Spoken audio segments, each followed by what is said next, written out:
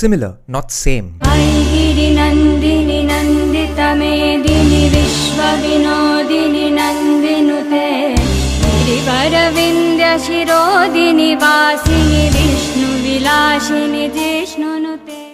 Okay guys, so time to talk about the hot topic of the day. Is Varaha Roopam a copy of Navarasa by Thaikudam Bridge? And my thoughts or verdict on this. If you don't want to listen to the entire analysis, here's the short answer for you. Yes, I find it similar, but similar does not mean plagiarism, especially in the world of art. Okay? Now, my reason for discussing this issue is whether there is or even should be a plagiarism case for this or not. Okay, firstly, not everyone's views on this issue need to be taken seriously. There are basically two kinds of listeners and musicians who are very, very underinformed to talk about this. The first category of people are fans of metal music and metal musicians themselves, particularly those who have zero knowledge of Indian classical music. Why? Because to them, any Indian classical composition arranged with heavy metal guitar riffs and drumming would sound similar. I'm not talking about all metalheads, but a large chunk of them have absolutely no musical inclination to anything other than pretty obscure kinds of subgenres of metal. And so if tomorrow Prasanna's Kalyani Connection is arranged in a metal way, they'll call even that a copy of Navarasa. Now, the second category of people whose opinion need not be taken seriously are people with absolutely zero inclination towards metal, both non-metal audiences and non-metal musicians. Because to them, anything with heavy distortion guitars and metal drumming would sound like the same song. And they aren't bad people for viewing things this way, both the metalhead who finds all fusion tracks similar and the non-metalhead who finds all metal songs similar. I don't blame them. See, that's just how human brain works. Unless you are familiarized with a particular and peculiar category of thing, your brain cannot process the nuances inside that category of whatever thing we are discussing. A great example would be in this case, race and ethnicity. I know it's politically incorrect to say these things, but you know in your heart that unless you watch a whole lot of Korean and Japanese films or web series, you can't distinguish one actor or actress from the other, isn't it? Same way, I'm sure other races and ethnicities would find some other homogeneous groups people to be similar or near identical in their facial features, but which is in fact not similar. So who can really comment on it? I'd say people who have experience in both metal and non-metal, and preferably in Indian classical along with metal. Okay, now let's discuss what are the differences between the two songs. Firstly, the order of the notes of the vocal melody, the order of the notes of the intro guitar arpeggio, the order of the notes of the intro nadaswaram in Varaha Roopam are absolutely different from any section or melody or phrase in Navarasa. I bring this up as my first point because until now we have looked upon plagiarism as direct copy-pasting of vocal melodies in a particular song from vocal melodies of other songs or from instrumental sections of other songs. For example, countless songs by Pritam, Bapi Lahiri, some by R.D. Burman, then the modern Bengal Tollywood composer Arindam Chatterjee, whose two big hits, Thik Emone Bhabe and Egiye De, are copied from Ludovico Einaudi's piano piece called I Giorni and I'm Coming Home by P. Diddy, respectively in that order. But then, Ed Sheeran gets accused of plagiarism for similarities and not direct copy-pasting of vocal melodies. He has now won the court battle, but again, if you ask any human being with 2 ears, they would admit that his song Thinking Out Loud is similar to Marvin Gaye's song Let's Get It On. But does that mean a copy? We'll come to that later. What happened in the Ed Sheeran case and some similar plagiarism accusations in recent years is that people have been accusing people of copying songs even for similar arrangement ideas or chord progressions. Now, here is my problem with this idea. No one owns the right to any chords, no one owns the right to any chord progression, and no one owns the right to any particular Indian classical raga, and definitely no one owns the right to arrange a raga in a metal way. And why is that? Because while there are only 12 musical notes, there are millions of musicians on planet Earth. In my humble opinion, that is the beginning and end of this entire controversy. Navarasa and Varaha Roopam are both compositions based on the same raga and both are arranged in the same subgenre of metal. Now, in all fairness, there is one particular chord progression which is exceptionally similar in these two songs. That is this application of D minor and G sharp major. There's this part in Navarasa that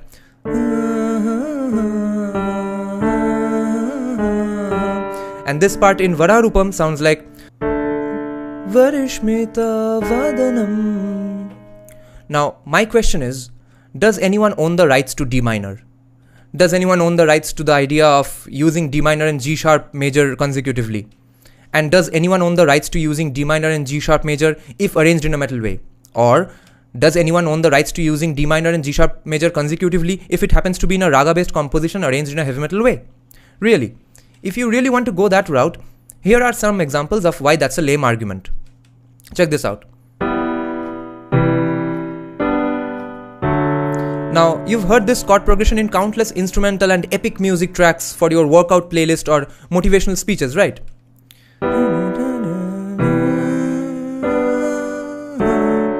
Now let me show you where else you've heard this. I've become so numb, become so tired, so much more.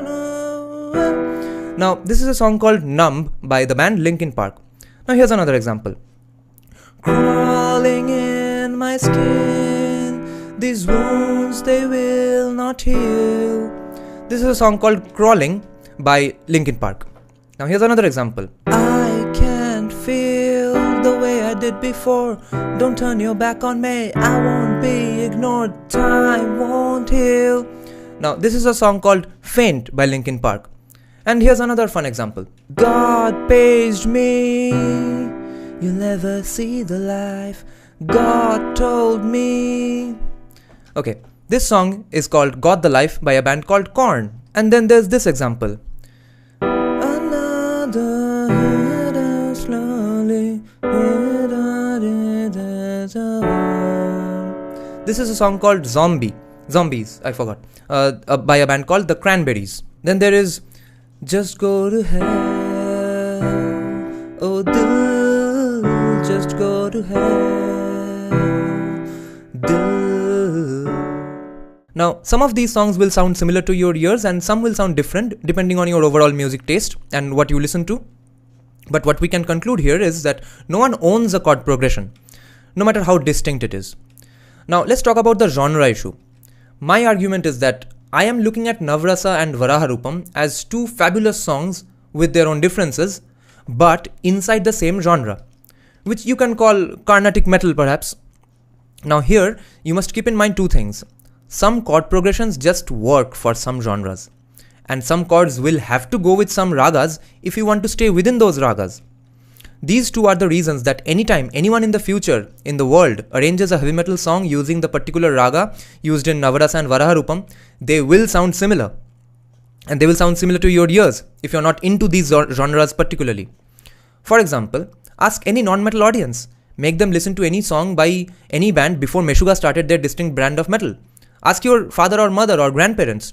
Do you think they can distinguish any song by Megadeth versus any song by Metallica? Forget even that. Do you think they can even distinguish any of Metallica's own songs from one another until they started getting into more sweeter and emotional melody-based compositions? Why? Because they are really similar. But then, I as a metal fan have spent years listening to all those songs on loop for years, for months, for 24/7. They have similar chord progressions, similar tempos, similar drumming, similar guitar riffs, everything. Let me give you a funny personal example. When I was in the phase where I didn't listen to anything except metal, I made a very senior and experienced singer who specializes in classic Bollywood songs and is like an elder brother to me. I made him listen to two amazing Bengali heavy metal songs by the Bangladeshi band Orthoheen. And he said, "Yeah, so what? What's special about this? It's like any other band song I've heard." That reaction really threw me off, and it took me days to realize what he meant or why he didn't like those two songs. It was because of two particular things. He was expecting a band specializing in a genre called heavy metal to not do just heavy metal songs and instead have different kinds of songs in their album, just like he is used to seeing in film song albums. Secondly, that same point, all metal sounded similar to him, and therefore he didn't feel like listening to the particular nuances inside the two separate songs. Now here's some examples of some common commercial songs. Let's say,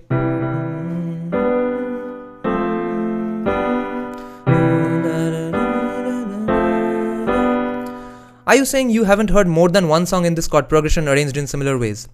Here's a common chord progression from the Kishore Kumar era.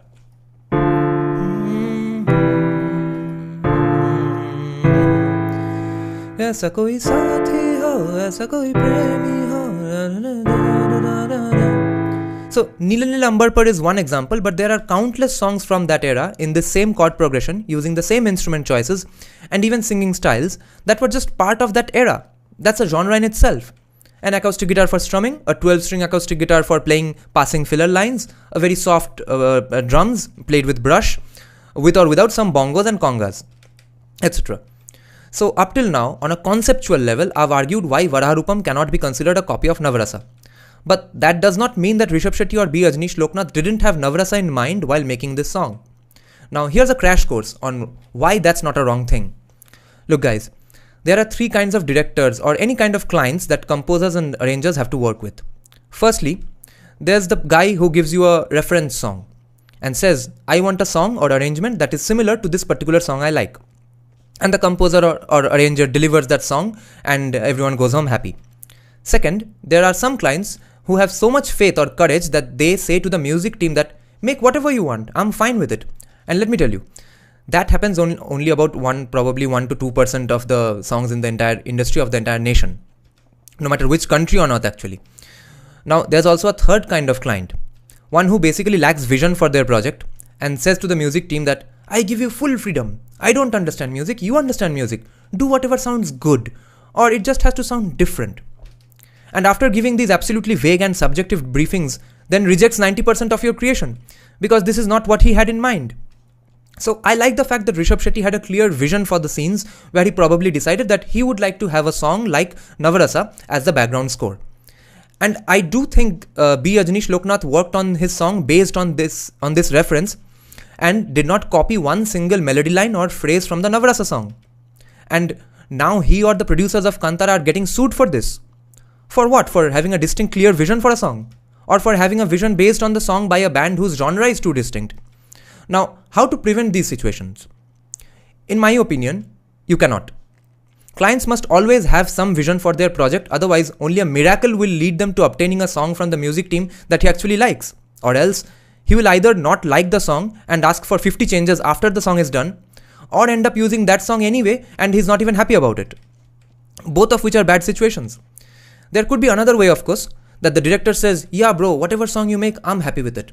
But I don't know how practical or feasible an expectation that is. Well, if any director says that to me and actually follows his word, I'd be very happy. But if we conclude that this business of reference tracks isn't going to magically disappear tomorrow, I don't see why a brilliant song like Varaha Roopam should be punished. Also, some of the breaks or breakdowns that happen in Navarasa also happen in Varaha Roopam. And again, every metal song post 2004 has a breakdown, 90% of which are exact copies of each other. But even if you sue Kantara for this, you are declaring Navarasa the owners of this, of the idea of that particular kind of breakdown. But again, why did that happen? Why did B. Ajnish Loknath incorporate a similar breakdown? Well, that's what happens when you make a movie with 16 crores. My guess is, from shot selection and possibly to final edit, everything was done keeping Navarasa in mind, and the composer probably delivered the final song after the edit was done. So, he would have to follow some of the incidents and phenomenons of the Navarasa song. Well, this is exactly how 99% of Indian film projects happen, so all Ajnish could do was avoid making the composition similar to Navarasa, and that is exactly what he did.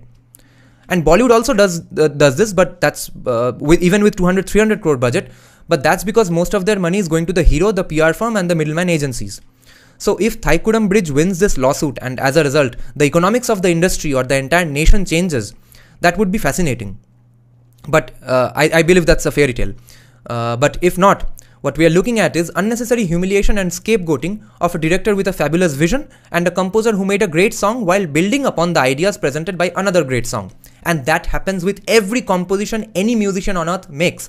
Everyone is building upon ideas that he saw in other great ideas. And there is one other unignorable side to all this. I don't think anyone, including and especially Thaikudam Bridge, would have given a shit about Varaha Roopam if Kantara had not become such a big hit. I think the makers of Kantara are kind of in a similar spot that I have been in with my Kantara review. They did not know this movie was going to be such a big deal. If they did, if Hombale knew people would relate to this movie so much, they would actually pour in more money. But I think all this has taken them by surprise. And I did not know my Kantara review would be seen by 71,000 people. A lot of people have expressed their problem about me using the F word generously all over the video and are saying that you shouldn't have used it because you must know senior people are watching, young people are watching, old women are watching, etc. Well, no, I did not know these people were watching. See my other videos. All of them on an average have 200 to 300 views. I thought it would be watched by the 400 followers I have on Instagram, who have never had a problem with me using F words.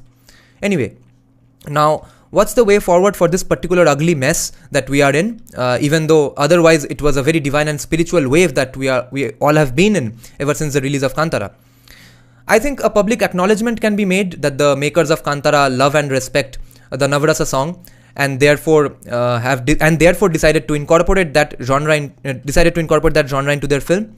And I personally hope that this genre really takes off and we see more Carnatic metal songs in every film in India. Jaya Jaya He Mahishasura Mardini Ramyaka Pardini